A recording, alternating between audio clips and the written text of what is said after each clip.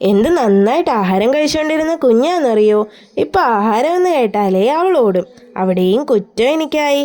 അമ്മ പറയുന്നത് കുഞ്ഞ് കഴിക്കുന്ന വീഡിയോ എല്ലാം നീ ഈ നാട്ടുകാരെ മുഴുവൻ കാണിക്കുന്നോണ്ടാ കുഞ്ഞിന് കണ്ണ് കിട്ടിയിട്ട് അതൊന്നും കഴിക്കാത്തേന്ന്. എന്തോ എനിക്കിതിലൊന്നും അത്രയ്ക്ക് അങ്ങോട്ട് വിശ്വാസമില്ല. എന്നാലും കുഞ്ഞിനെ എങ്ങനെയെങ്കിലുമൊക്കെ ഫുഡ് കഴിപ്പിച്ചെടുക്കണമല്ലോ.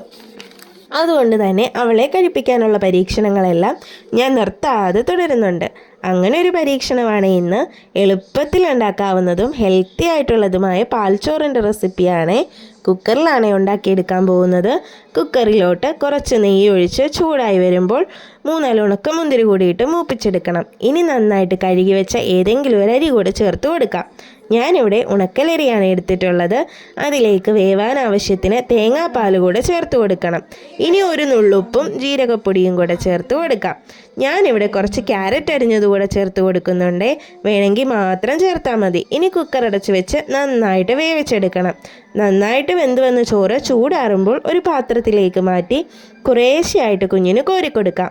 നെയ്യും തേങ്ങാപ്പാലും ഒക്കെ കൂടെ ചേർന്ന് നല്ല ടേസ്റ്റ് ഉള്ളത് കൊണ്ടാണോ എന്നറിയില്ല, കുഞ്ഞ് ആവശ്യത്തിന് കഴിച്ചിട്ടുണ്ടായിരുന്നു.